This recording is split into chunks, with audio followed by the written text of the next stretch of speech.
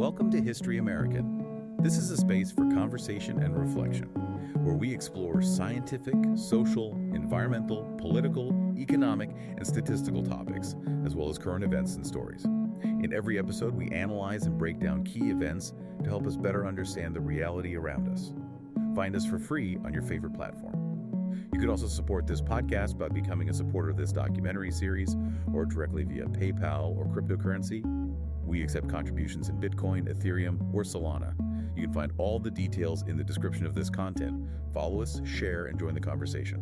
Thank you for being here with us. We have an incredibly intense deep dive planned for you today. We really do. Okay, so I want you to picture this. It is October of 2016. Great. You are standing in Coffee County, Georgia, which is this quiet, heavily wooded, really rural area sitting about 200 miles southeast of Atlanta. Very off the beaten path. Exactly. And there are these two men, 30-year-old Michael Mansell, 22-year-old James Dryden Jr., and they are on a shopping spree. But not for clothes or electronics. No, not at all. They are methodically moving from gun shop to gun shop, just quietly and purposefully buying up a massive amount of high-end hardware. Which is obviously going to raise some serious red flags. Oh, instantly. This unusual pattern catches the eye of an off-duty agent for the Georgia Bureau of Investigation. So the local sheriff's office is alerted immediately.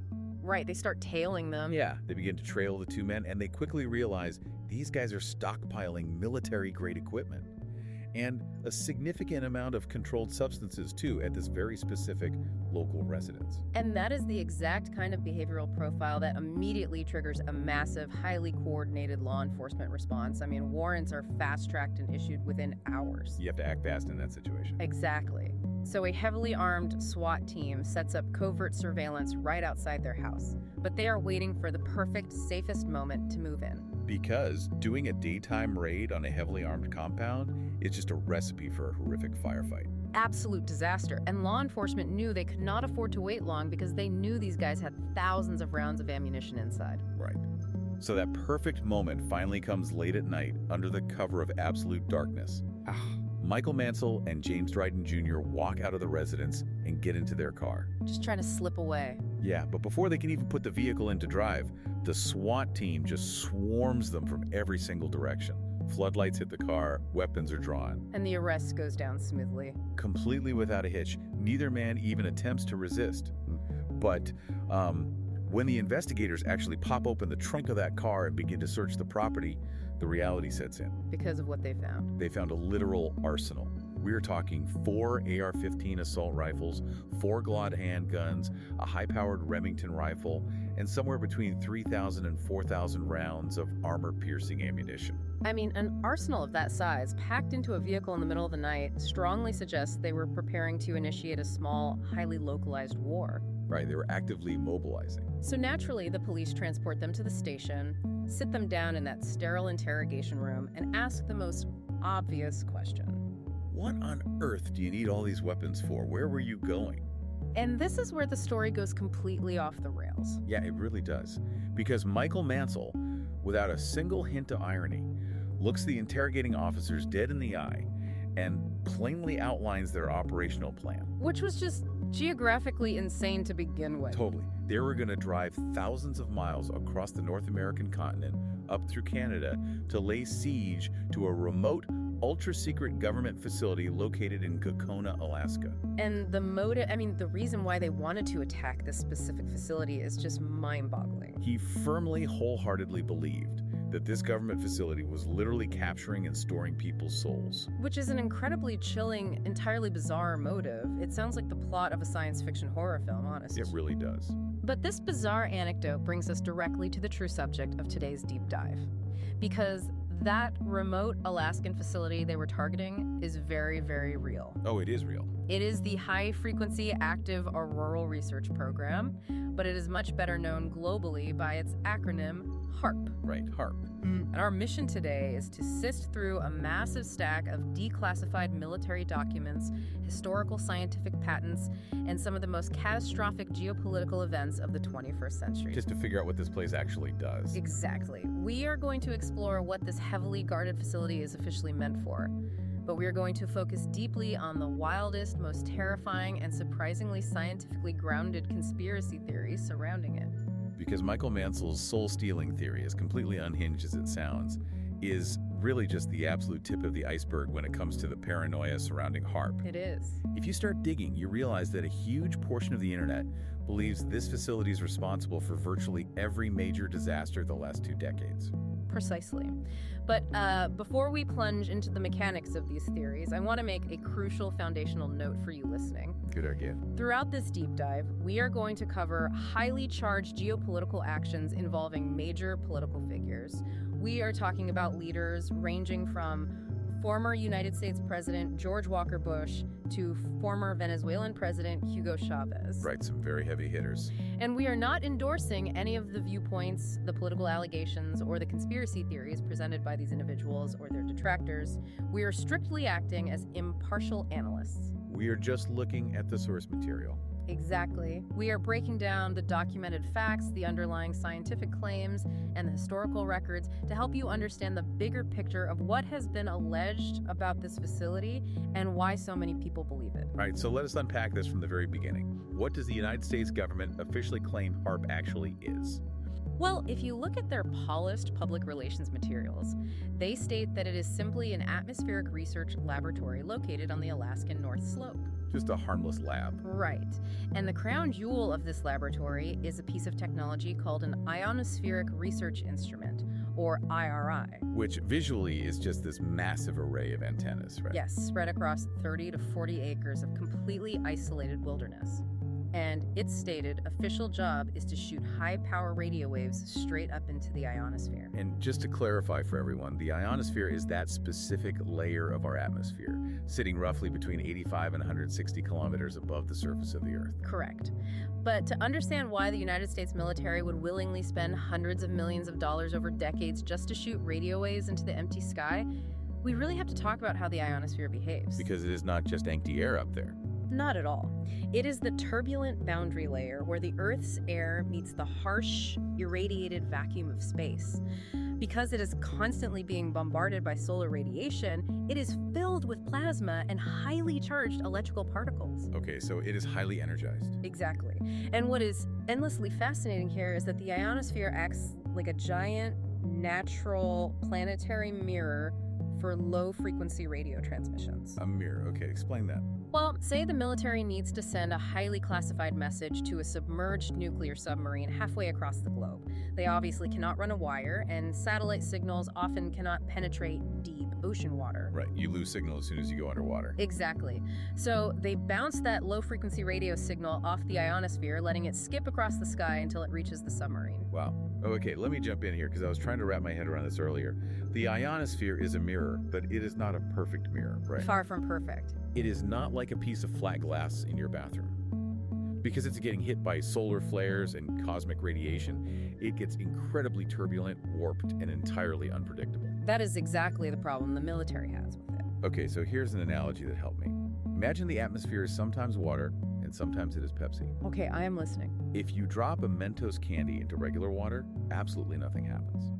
But if you drop a Mentos into Pepsi, it violently foams and erupts. Right, a massive chemical reaction. That is basically what HAARP is doing. They are dropping a radio wave Mentos into the ionospheric plasma to see how it foams up, to see how it affects weather and geomagnetic storms. That is a highly accurate, very visceral way to visualize the physical mechanism at play.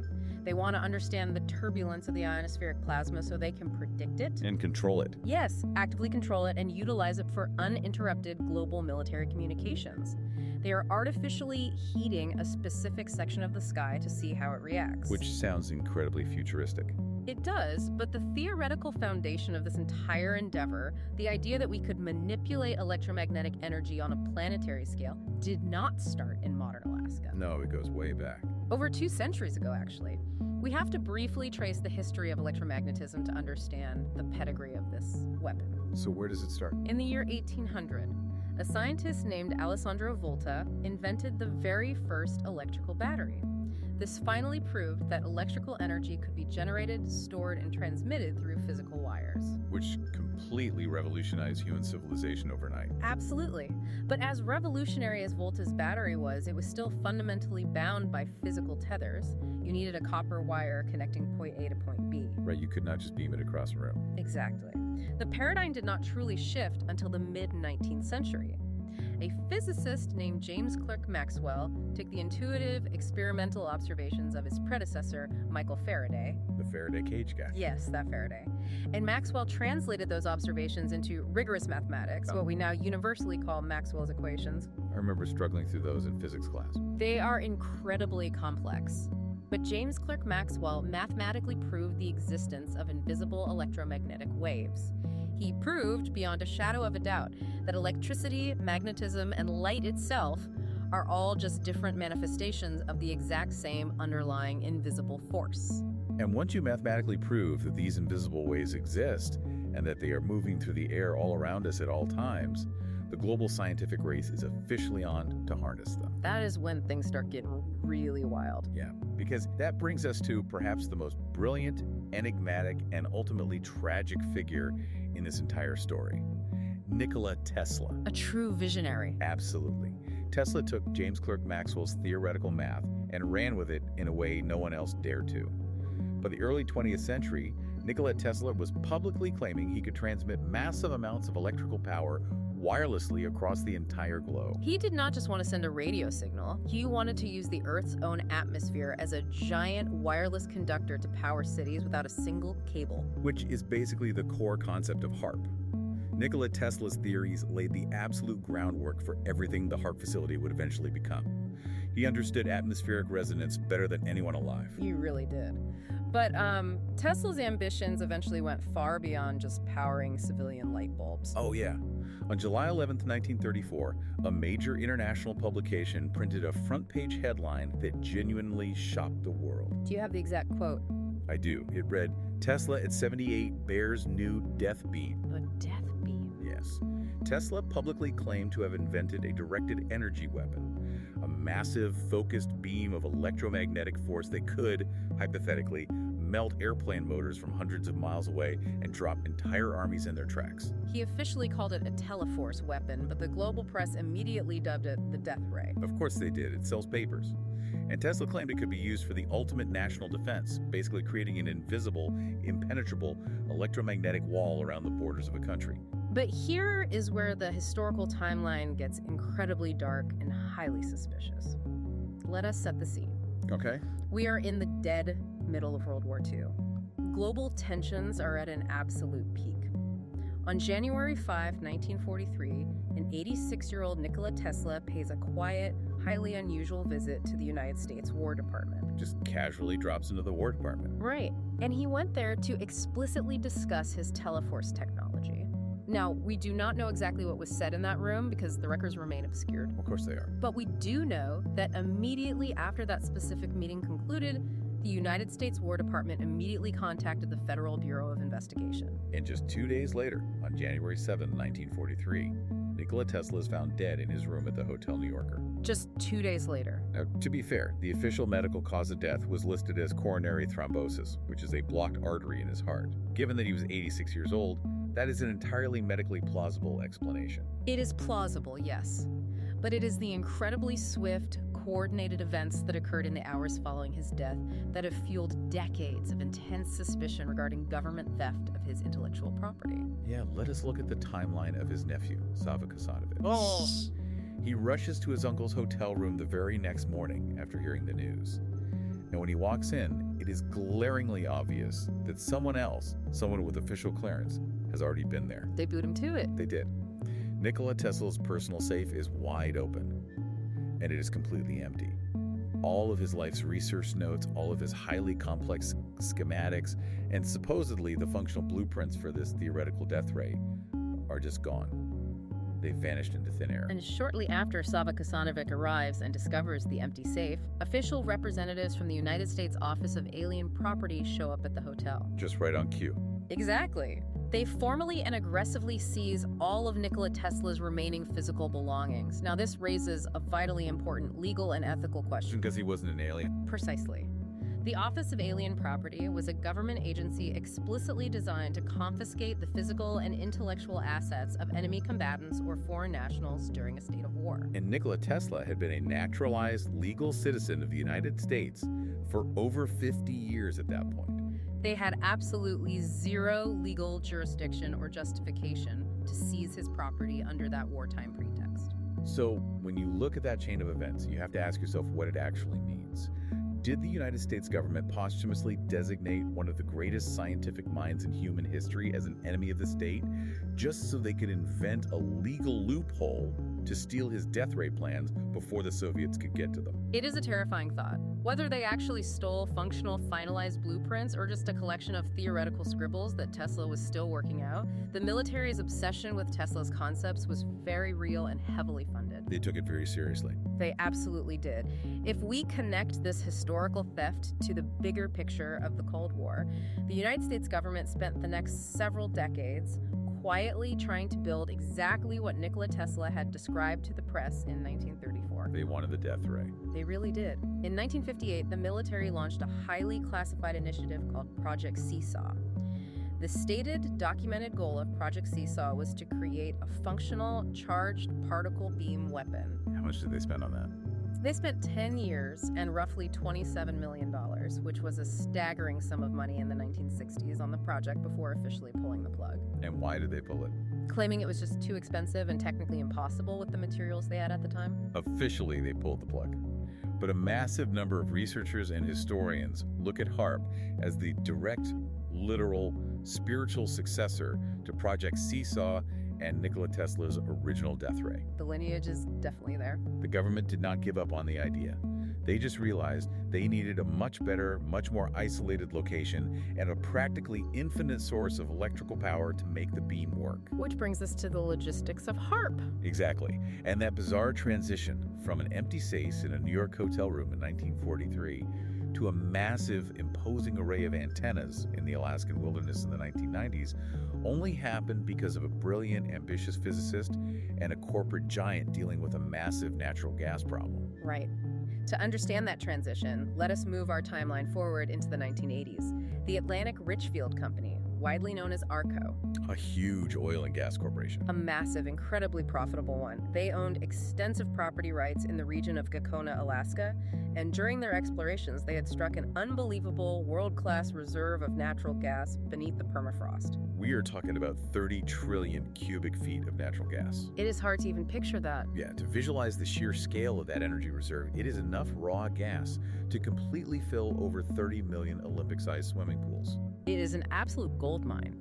But there was a massive, seemingly insurmountable logistical nightmare attached to it. Because Gakona, Alaska is in the middle of absolute nowhere. Exactly. Building a traditional pipeline through hundreds of miles of frozen Alaskan permafrost to safely transport that natural gas out of the state and into the continental market would have cost billions of dollars in infrastructure alone. It was simply too expensive to move. So on paper, this massive reserve of gas was essentially completely worthless to RC as a sellable liquid commodity. So RCO leadership, desperate to monetize this trapped asset, hired a highly respected, heavily credentialed physicist named Bernard Eastlund to solve their geographical problem. And Bernard Eastlund was not just some corporate consultant, right?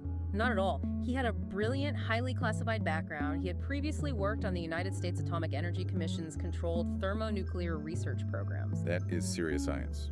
And he was a key foundational researcher for the Strategic Defense Initiative, which was the Reagan-era government program, often called Star Wars, dedicated to exploring how to defend the nation against incoming nuclear ballistic missiles. So Bernard Eastlund looks at these 30 trillion cubic feet of stranded, immovable natural gas, and he pitches IRCO leadership an absolutely wild, completely outside-the-box idea. What did he tell them? He basically tells them, do not even try to move the gas. It is a waste of money. Burn it right here in the middle of nowhere. Use that unimaginable amount of energy to power an enormous on-site electromagnetic laboratory. Which is brilliant. IRCO would effectively become their own best customer. Exactly. They would burn their own untransportable natural gas to generate massive continuous amounts of electricity for this experimental new lab, which they could then lease out to the highest bidder. It was a brilliant, incredibly elegant corporate shell game to monetize a trapped asset. But Bernard Eastlund's actual technical vision for what this laboratory would physically do was what truly caught the immediate, undivided attention of the military-industrial complex. Because he was actively designing a machine based heavily on those old confiscated Nikola Tesla concepts. Yes, he was. In January of 1985, Bernard Eastlund formally filed for United States patent number 4,686,605. I have the official title of the patent right here. It is called a method and apparatus for altering a region in the Earth's atmosphere, ionosphere, and or magnetosphere. And if you actually sit down and read the claims detailed in this patent, they are absolutely terrifying. They really are. Bernard Eastlund explicitly wrote that this proposed device, if fully powered, could artificially manipulate global weather patterns. Just change the weather on demand. Yeah, intentionally disrupt global satellite communications by creating a drag effect in the upper atmosphere and confuse or entirely destroy the electronic guidance systems of incoming enemy ballistic missiles. He was literally, legally patenting a weather-modifying death ray. He was putting Nikola Tesla's theoretical teleforce weapon onto official government paper. And the United States military implicitly agreed that his concepts were far too dangerous and far too viable to exist in the public domain. Because what happened next was really aggressive. Very. Just 3 months after he filed the patent application in April of 1985, the United States Navy aggressively stepped in and formally sealed his application under a strict, legally binding confidentiality order. They cited severe national security concerns. Obviously, they did not want the Soviets or anyone else reading Bernard Eastlund's math. But Bernard Eastlund wasn't the kind of guy to just back down and let the military take his life's work. No, he fought back. He lawyered up, he fought the Navy's gag order tooth and nail for over a year, and miraculously the legal system sided with the inventor. In August of 1987, the confidentiality order was lifted, and his patent was officially approved and published for the world to see. With the approved patent officially in hand, RRCO immediately created a wholly owned subsidiary called Advanced Power Technologies Incorporated, or APTI. Just to actually begin breaking ground and building this massive facility in Gakona. Right. But Bernard Eastlund's victory lap was incredibly short-lived. Yeah, he liked to talk a bit too much. He was a very vocal, highly enthusiastic scientist, frequently talking directly to the media about how his brilliant new invention could permanently alter the global weather and easily shoot down nuclear missiles. Which is a PR nightmare for the military. Exactly. The corporate executives and the shadowy military backers funding the construction did not appreciate this level of transparency at all. It drew way too much attention. So what did they do? In 1989, the president of APTI, a man named Remy Shani, abruptly and unceremoniously fired Bernard Eastlund from his own life's project. That is just brutal. They took his genius, they took his patent, and then they kicked the mad scientist completely out of his own lab. And immediately following his termination, the true nature of the project was revealed. On December 13th, 1989, the HAARP facility officially launches its operational phase. And look at who is sitting at the table during the launch meeting. Who was there? The United States Navy, the United States Air Force, and DARPA, the Defense Advanced Research Projects Agency. The heavy involvement of DARPA from day one is critical to understanding HAARP's trajectory. I mean, DARPA's entire organizational mandate is to develop emerging, highly classified revolutionary technologies specifically for military superiority. Right. In 1990, shortly after the launch, the Air Force and the Office of Naval Research issued a joint internal summary explicitly stating that the HAARP facility would vastly improve what the military calls C3 capabilities. Command, control, and communications. Exactly. But the corporate ownership of this physical facility is where the paper trail gets incredibly murky and highly concerning. Because ARSA did not want to hold on to it forever. Right. ARA, the oil company, eventually realizes that managing a highly classified experimental military superweapon is a massive liability, and they do not want to be in the defense contractor business anymore. Makes sense. So, in late 1993, RSAO sells APTI and the HAARP patent along with it to a highly specialized company called E-Systems. And if you dig into the history of E-Systems, you find that they were widely referred to in Washington as the absolute central nervous system of United States intelligence. They were deeply embedded. This was the company that actively built highly classified spy satellites and massive global wiretapping networks directly for the Central Intelligence Agency. And then, just a couple of years after that, E-Systems is swallowed up and bought by Raytheon, which is one of the biggest, most powerful military defense contractors on the entire planet. It is a clear, indisputable paper trail showing the rapid transition of this technology. It went from a civilian natural gas monetization strategy directly into the highest, most classified echelons of the global military-industrial complex. But as HAARP was actively being built and tested, they occasionally faced political funding threats. Like in 1994, the United States Senate actually threatened to entirely cut their operating budget unless HAARP publicly pivoted its focus toward a new objective called Earth-penetrating tomography. Earth-penetrating tomography. Yeah. Okay, here is where it gets really interesting for me, because this represents a massive shift in the physics of the facility. Right, they are looking down instead of up. Exactly. Yeah. Earth-penetrating tomography is basically the process of using extremely low frequency waves, or ELF waves, to scan deep beneath the Earth's surface. Think of it like a giant planetary X-ray machine. They wanted to use ELF waves to find hidden underground terrorist bunkers, buried nuclear facilities, or deep subterranean weapons caches. But why would the Senate mandate this sudden pivot? Bernard Eastland's original approved patent was all about altering the weather and shooting down missiles high up in the atmosphere. Now they want to look down deep into the dirt. It is a totally different direction. It makes me wonder, did they pivot because weather modification was a scientific dead end that failed in testing? Or did they pivot because they had already quietly perfected the weather weapon in just a few short years and were simply moving down their checklist of terrifying world-altering capabilities? Which is it? That underlying question, is it an atmospheric weapon or a subterranean scanner, or both, forms the central unresolved tension of the entire HAARP narrative. Because they never really gave a straight answer. No, for their part, the government repeatedly claimed HAARP was completely harmless. They went out of their way to demystify it. They even hosted public tours. They did, in 1997, actively inviting civilians, local residents, and amateur ham radio operators to walk through the facility grounds and look at the equipment. Yeah, and let us really picture what those civilians actually saw when they took those tours. Imagine you were driving down a long, incredibly isolated, snow-covered road deep in the Alaskan wilderness. Very scenic. And then suddenly, the dense forest clears out entirely.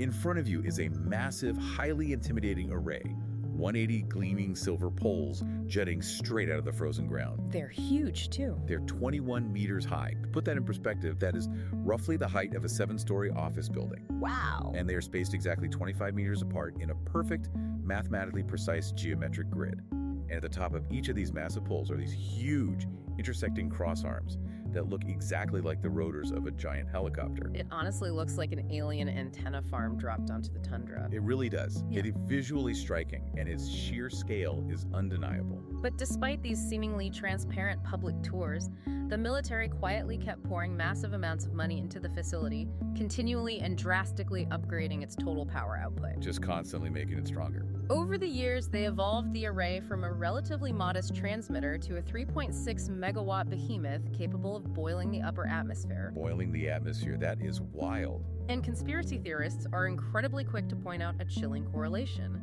As the military continuously upgraded the electromagnetic power of the array, the globe saw a sudden, terrifying spike in catastrophic seismic events. Which brings us directly into the first major subset of our analysis.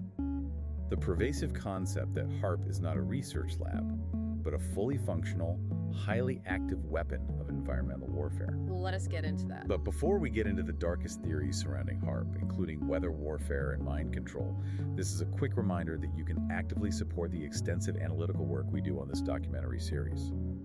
Analyzing these dense, declassified documents takes massive amounts of time. Check the description for details on how to contribute directly via PayPal or cryptocurrencies like Bitcoin, Ethereum, or Solana. Your support keeps us completely independent and keeps us digging into the truth. Absolutely. All right, let us dive deep into the theory of weather warfare and engineered earthquakes. We are going to go back in time to January 12, 2010.